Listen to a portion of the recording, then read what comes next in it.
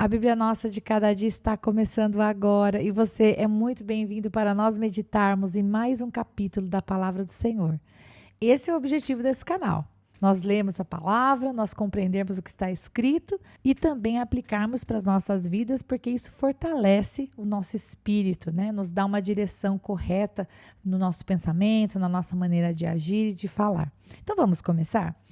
O Salmo 132, que também é um cântico de peregrinação, tem 18 versículos.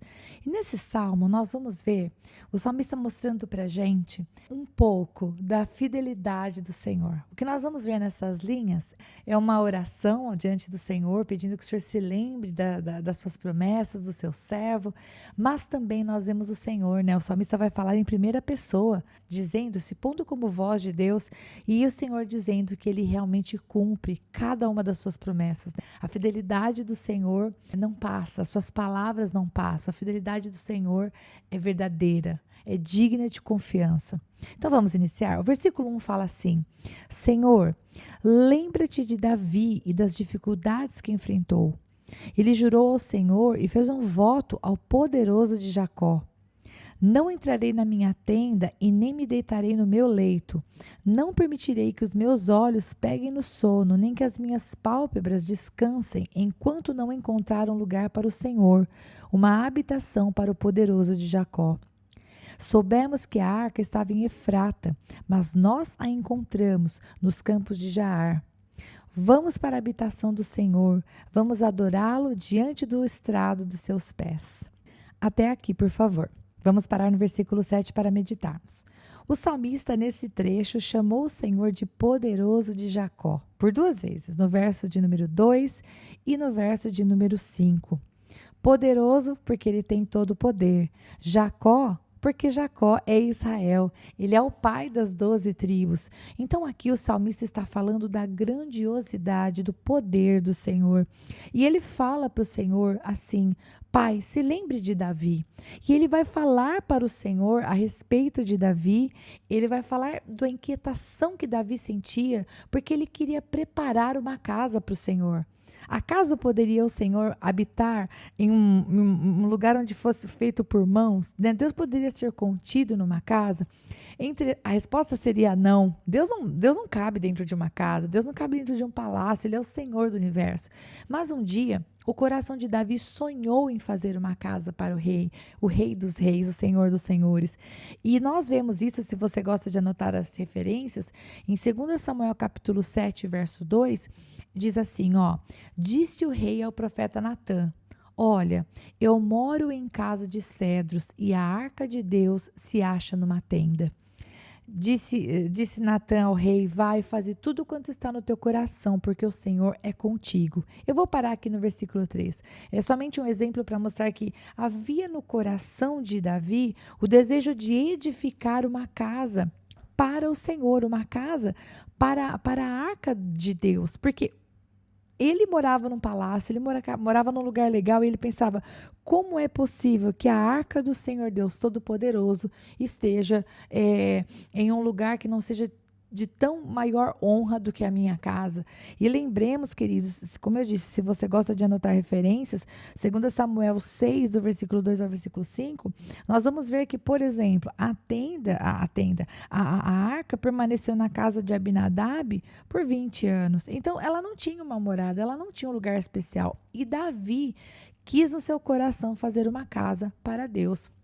Nós conhecemos a história e sabemos que quem edificou essa casa foi Salomão, o seu filho. Foi assim que o Senhor desejou que fosse. Mas Davi, ele foi o responsável por levantar toda a riqueza, todo o sustento, tudo aquilo que era necessário para a construção. Salomão executou, né?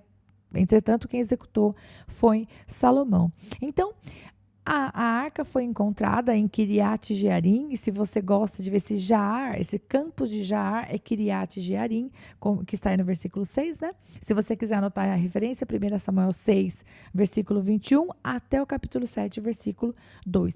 E então, o salmista está falando com o Senhor a respeito de Davi. Lembra dele, Senhor, lembra das coisas que ele passou, lembra do quanto ele desejou fazer uma casa para ti, porque o coração dele estava no Senhor. Até o versículo 7, é isso o que o salmista diz. Aí no versículo 8 ele vai dizer assim, eu vou ler do versículo 8 até o versículo 10. Levanta-te, Senhor, e vem para o teu lugar de descanso, tu e a arca onde está o teu poder. Vistam-se de retidão os seus sacerdotes, cantem de alegria os teus fiéis. Por amor ao teu servo Davi, não rejeites o teu ungido. Do versículo 8 até o versículo 10, nós vemos o salmista convidando o Senhor para entrar neste lugar, para entrar nesse lugar de honra preparado pelo servo Davi, um lugar de adoração, um lugar onde ele seria adorado como ele merecia. Obviamente, muito aquém daquilo que ele merecia, porque o Senhor ele é digno do nosso tudo, né? Não há nada que nós possamos dar ao Senhor que ele já não tenha. Não há prédio, não há construção, não há riqueza, não há palácio. Entretanto, o salmista vai dizer: levanta-te, Senhor, e vem para este lugar. E a intenção é reverenciar o Senhor e a sua grandeza. E por isso, não é possível que seja oferecido ao Senhor nada melhor do que excelência. Então, o salmista vai dizer no versículo 9 que os sacerdotes do Senhor deveriam estar vestidos de retidão e que os fiéis do Senhor deveriam oferecer ao Senhor cânticos com alegria. Ou seja, o cenário que o salmista nos mostra aqui é um cenário de louvor, de adoração, de ofertar a Deus o melhor, nada menos do que o melhor. E no versículo 11 diz assim: o Senhor fez um juramento a Davi, um juramento firme que ele não revogará. E aqui, a partir daqui, pessoal, do versículo 11, nós vamos ver em primeira pessoa. Por quê? Porque o salmista ele está mencionando aquilo que o Senhor havia dito. E se você quiser, depois você pode ver lá em 2 Samuel 7:12, ok? Diz assim, ó: colocarei um dos seus descendentes no seu trono. Se os seus filhos forem fiéis à minha aliança e aos testemunhos que eu lhes ensino, também os filhos deles sucederão no trono para sempre. Pausa aqui. O Senhor estava deixando muito claro, né? Davi era amado, Davi teve um coração reto diante do Senhor, mas a condição para que os filhos dele continuassem no trono não tinha a ver com o fato de serem da linhagem de Davi. Cada um teria que ter ali a sua vida com Deus. Caso eles não tivessem, eles então não estariam, né? Assim que o Senhor fala, versículo 12, a primeira palavra é: se os teus filhos forem fiéis, ou seja, havia uma condição. Versículo 13, o Senhor escolheu Sião com o desejo de fazê-la sua habitação. Este será o meu lugar de descanso para sempre. Aqui firmarei o meu trono, pois esse é o meu desejo. Versículo 15, abençoarei este lugar com fartura, e os seus pobres suprirei de pão.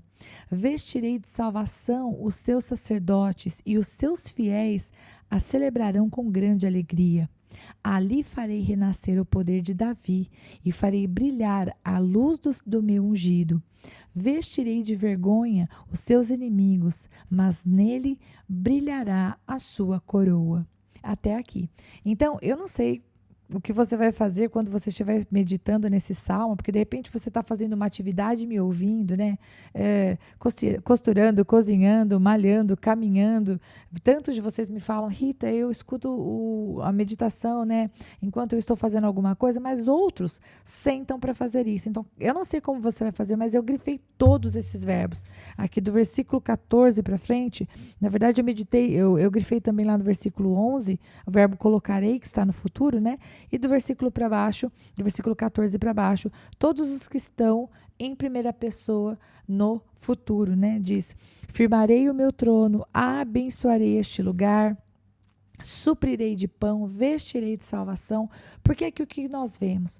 Nós vemos o salmista falar em primeira pessoa e nós sabemos que ele está falando como boca de Deus, ele está citando as palavras do Senhor, porque obviamente que o salmista, por mais poderoso que ele fosse, ele não seria capaz de abençoar o lugar com fartura. Se o Senhor cerrasse os céus, não houvesse chuva, não haveria fartura, né? Tudo que é falado aqui, né? Suprir os pobres de pão, vestir de salvação os sacerdotes, tudo isso está falando de um poder que está aquém das mãos do sacerdote ou do salmista ou de qualquer pessoa. Realmente é um poder de Deus. Portanto, eu grifei esses versos.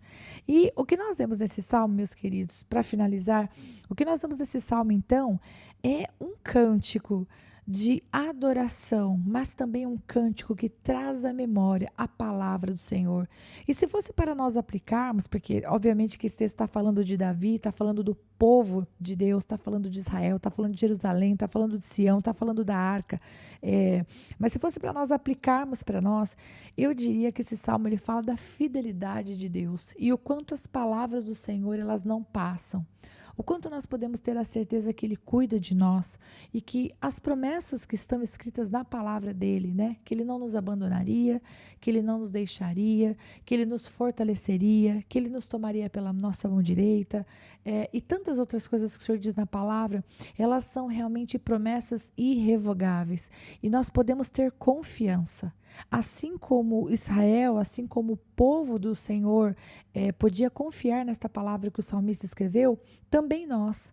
E se Deus não podia habitar em uma casa feita por mãos de homens, a verdade é que Ele escolheu morar numa casa feita de carne e osso, né? Uma casa falível, como nós. Eu e você, nós somos morada do Senhor. A palavra do Senhor fala que Jesus, ele disse, eu vou para o Pai, mas eu vou enviar um Consolador que estará em vocês. E o Espírito Santo está conosco. Então, ao mesmo tempo que o Senhor, quando ele, vamos dizer assim, ele atendeu ao desejo do coração de Davi, né? Filha, você quer me construir uma casa? Ok, você pode. Mas ele não poderia caber dentro de uma casa. Por outro lado, hoje, eu e você, nós somos casa do Senhor. E assim como o sacerdote, como foi falado aqui no Salmo, né? O sacerdote ele deveria se vestir desta retidão, ele deveria oferecer ao Senhor aquilo que ele é digno, ou seja, a excelência, que eu e você, em nome de Jesus, como somos casa de Deus, né? Possamos também oferecer a excelência ao Senhor. Que haja cânticos de alegria nos seus lábios, que quando você passar por aqueles dias difíceis, você faça como Davi, você vá em oração diante do Senhor, você chore diante de Deus, você ore pelos motivos que você precisa orar, mas que você não deixe o poderoso de Jacó para lá. Que você não ignore o poderoso de Jacó, que você não ignore aquele que um dia fará sentar no trono de Davi o seu ungido, cujo reino não terá fim, porque nós temos uma promessa que vai se cumprir, né? A palavra do Senhor vai se cumprir. E é aqui que eu finalizo, pessoal, a meditação desse salmo. Que Deus abençoe muito você e que você saia dessa leitura sabendo que você está no verdadeiro, você crê no verdadeiro. O Senhor Deus é aquele cuja palavra não passa. E independente, a despeito do que você esteja vivendo no dia de hoje, Deus, ele é o mesmo. Ontem, hoje e será eternamente. Em nome de Jesus. Até amanhã, se o bom Deus permitir, nós vamos meditar no Salmo de número 133. Até lá.